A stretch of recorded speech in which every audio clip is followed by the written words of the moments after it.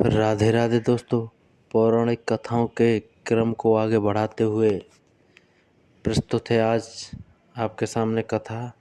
यह कथा दोस्तों भक्तमाल में इसका जिक्र मिलता है, जिसमें एक धन्ना जाट नाम का व्यक्ति किस प्रकार से ईश्वर की भक्ति करता है इसके बारे में बताया गया है और ईश्वर को प्राप्त कर लेता है। तो दोस्तों, कहानी अच्छी लगे तो लाइक शेयर सब्सक्राइब करें और कहानी पसंद आने पर दूसरों को भी बताएं। तो चलिए दोस्तों, कहानी को आगे बढ़ाते हैं। एक गांव में भागवत कथा का आयोजन किया गया। पंडित जी भागवत कथा सुनाने आए। पूरे सप्ताह कथा वाचन चला। पूर्ण आहुति पर दान दक्षिणा की सामग्री इकट्ठा कर घोड़े पर बैठकर पंडित जी रवाना होने लगे। उसी गांव में एक सीधा साधा निर्धन किसान भी रहता था, जिसका नाम था धन्ना जाट। धन्ना जाट ने उनके पांव पकड़ लिए। वह बोला, पंडित जी महाराज, आपने कहा था कि जो ठाकुर जी की सेवा करता है उसका बेड़ा पार हो जाता है। आप तो जा रहे हैं। मेरे पास ना तो ठाकुर जी हैं, ना ही मैं उनकी सेवा पूजा की विधि जानता हूँ, इसलिए आप मुझे ठाकुर जी देकर पधारें। पंडित जी ने कहा, चौधरी तुम ही ले आना। धन्ना जाट ने कहा, मैंने तो कभी ठाकुर जी देखे नहीं, लाऊंगा कैसे। पंडित जी को घर जाने की जल्दी थी। उन्होंने पिंड छुड़ाने को अपना भंग घोटने का सिलवट्टा उसे दिया और बोले, ये ठाकुर जी हैं, इनकी सेवा पूजा करना। धन्ना जाट ने कहा, महाराज मैं सेवा पूजा की विधि भी नहीं जानता, आप ही बताएं। पंडित जी ने कहा, पहले स्वयं नहाना, फिर ठाकुर जी को नहलाना, इन्हें भोग लगाकर तत्पश्चात प्रसाद ग्रहण करना। इतना कहकर पंडित जी ने घोड़े को एड़ी लगाई और चल दिए। धन्ना सीधा और सरल व्यक्ति था। पंडित जी के कहे अनुसार सिलवट्टे को बतौर ठाकुर जी अपने घर में स्थापित कर दिया। दूसरे दिन स्वयं स्नान कर सिलवट्टे रूप में ठाकुर जी को नहलाया। विधवा माँ का बेटा था। खेती भी ज़्यादा नहीं थी, इसलिए भोग में अपने हिस्से का बाजरी का टिक्कड़ और मिर्च की चटनी रख दी। ठाकुर जी से धन्ना ने कहा, पहले आप भोग लगाओ, फिर मैं खाऊंगा। तब ठाकुर जी ने भोग नहीं लगाया तो बोला, पंडित जी तो धनवान हैं, खीर पूड़ी और मोहन भोग लगाते। मैं तो निर्धन जाट का बेटा हूँ, इसलिए मेरी चटनी रोटी का भोग आप कैसे लगाएंगे। पर स्पष्ट सुन लो, मेरे पास तो यही भोग है। खीर पूड़ी मेरे बस की बात नहीं। ठाकुर जी ने भोग नहीं लगाया तो धन्ना भी सारा दिन भूखा रहा। इसी तरह वह रोज एक बाजरे का ताज़ा टिक्कड़ और मिर्च की चटनी रख देता। भोग लगाने की प्रार्थना करता। ठाकुर जी तो पसीज ही नहीं रहे थे। यह क्रम निरंतर 6 दिन तक चलता रहा। छठे दिन धन्ना बोला, ठाकुर जी चटनी रोटी खाते क्यों नहीं शर्माते हो।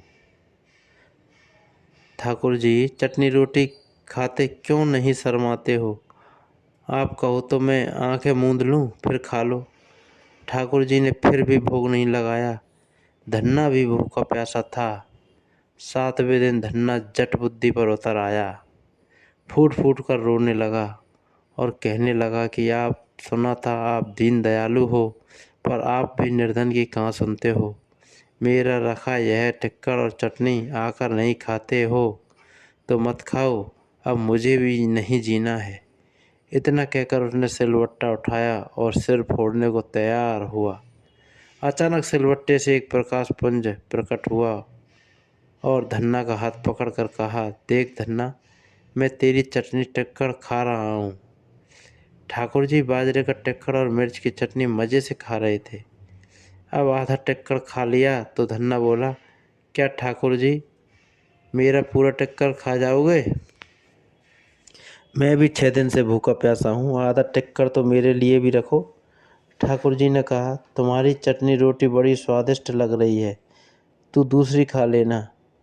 धन्ना ने कहा, प्रभु माँ मुझे एक ही रोटी देती है, यदि मैं दूसरी लूँगा तो माँ भूखी रह जाएगी। प्रभु ने कहा, फिर ज़्यादा क्यों नहीं बनाता? धन्ना ने कहा, खेत छोटा सा है और मैं अकेला। ठाकुर जी ने कहा, और खेत जोत ले। धन्ना बोला, प्रभु मेरे पास बैल थोड़े ही है, मैं तो खुद जोतता हूँ। ठाकुर जी ने कहा, नौकर रख ले। धन्ना ने कहा, नौकर रखने की हैसियत हो तो 2 वक्त की रोटी न खा लें हम माँ बेटे। इस पर ठाकुर जी ने कहा, चिंता मत कर, मैं तेरी सहायता करूँगा। कहते हैं तब से ठाकुर जी ने धन्ना का साथी बनकर उसकी सहायता करनी शुरू की।